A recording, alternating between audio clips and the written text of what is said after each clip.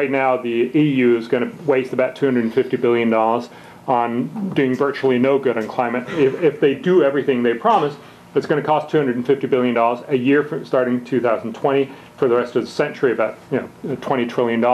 The net effect will be to postpone, to reduce temperatures by the end of the century by about 1/10 of 1 degree Fahrenheit.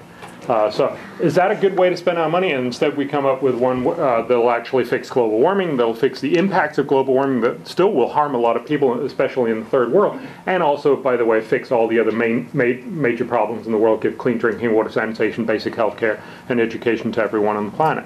So isn't that great that we can actually do all of these wonderful things at much, much lower cost? And the main trick is to focus on technology as being the solution and the driver. So, questions? Yeah. Yes. So you don't dispute the sort of central claim that the Earth is warming and humans are responsible for it? No. Fundamentally, I think if you look at all the evidence that we have out there, even if you ask very skeptical people like Linson and Pat Michaels, they'll tell you more CO2 in the atmosphere means higher temperatures. The discussion is much more to realize it's not that global warming is not happening at all, but it's not that it's going to be the end of the world either. That's, if you do the economic analysis, it turns out that probably the impact of global warming in this century is about 0.5 percentage point of the total global GDP of this century. That's not zero, but it's not 100% either. Right? So it's a problem, and it's a problem we need to fix, but it's not the end of the world, and so we shouldn't act accordingly. Because in my sense, in my understanding, what we really have had for the last 5 to 10 years is a situation where you scared the pants off of people, and that's an incredibly poor way to try to make good judgment. But of course it also means eventually people tire. You can't scare people for 90 years, so eventually people just turn off instead and say, do you remember Gore showing how Florida was going to get inundated? You go, it's not, I was just down there. And so you say, oh, well, then it's all untrue, which is equally incorrect. So essentially, I've no doubt that they've had good intentions, but you end up actually making people stop making the right decisions, first because they panic, and later because they just don't care. Yep. Yeah, so what would be the response you would recommend the United States federal government have towards these issues? I propose that we should be spending 0.2% of GDP. This should be the global compact.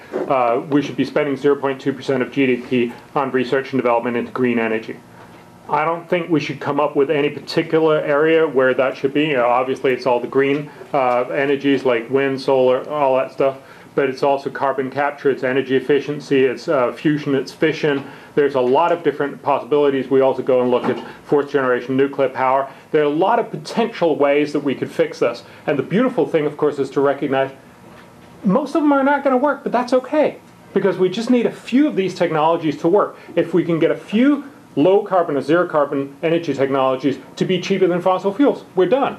Everybody will change over. Have you also done any research into the track record of this government or other governments in investing in alternative energies?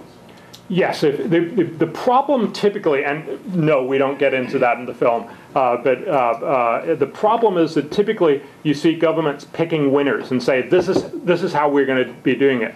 And then you have massive scale investments in those, and then typically you actually try to do almost the whole revolution in 5 or 10 years.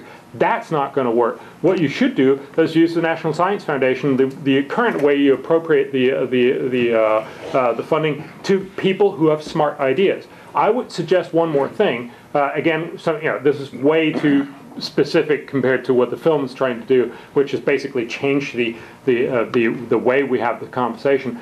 But I think one good way of getting people energized about this is to take a page out of the Bill and Melinda Gates playbook.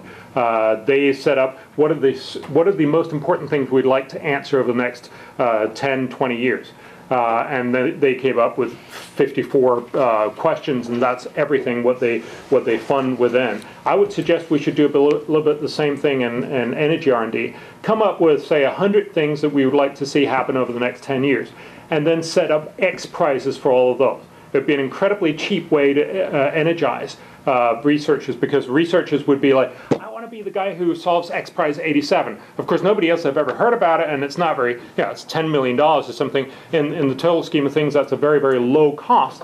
But the point is that will energize most researchers, but won't send everybody down that path. And then you apply just like you do in national science foundations for research money. The crucial thing here is to remember researchers are cheap. But if you want to put up lots and lots of bad ideas, bad infrastructure, it's very, very expensive. Denmark is a good example. We put up like 10,000 windmills in the 70s, 80s, early 90s. We cut them all down because they're incredibly inefficient. Yet we feel incredibly proud about them. That's a bit I don't quite understand about my nation. But the fundamental point, of course, is to say we should have put up one.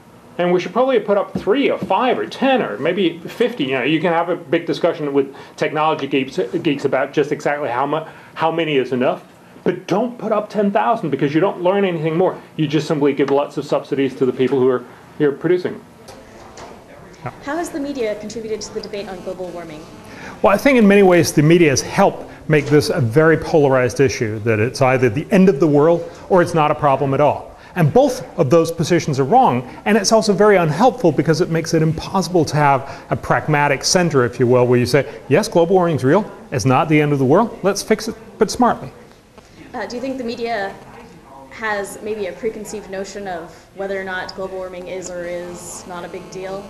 I think the media obviously loves the bad news that comes out necessarily from much of global warming, not because they potentially have a particular viewpoint on it, but just simply because it makes much better news. We know that bad news sell. It's just a great opportunity to say, oh my God, the world is going to come to an end here and here and here, and oh by the way, also here. And again, is not helpful for having a conversation about how do we actually tackle it. What is the media's role in this debate? I think the media has to perhaps, and this is a tall order, but come off a little bit the scare tactics, the idea of the end of the world, and talk much more about what could be the solutions, and of course also what are the costs and the benefits of those solutions, because at the end of the day, not all solutions are created equal. If we choose very expensive solutions, it essentially means that we spend a lot of money to do a little good for climate change. Let's make sure we focus on the most efficient solutions.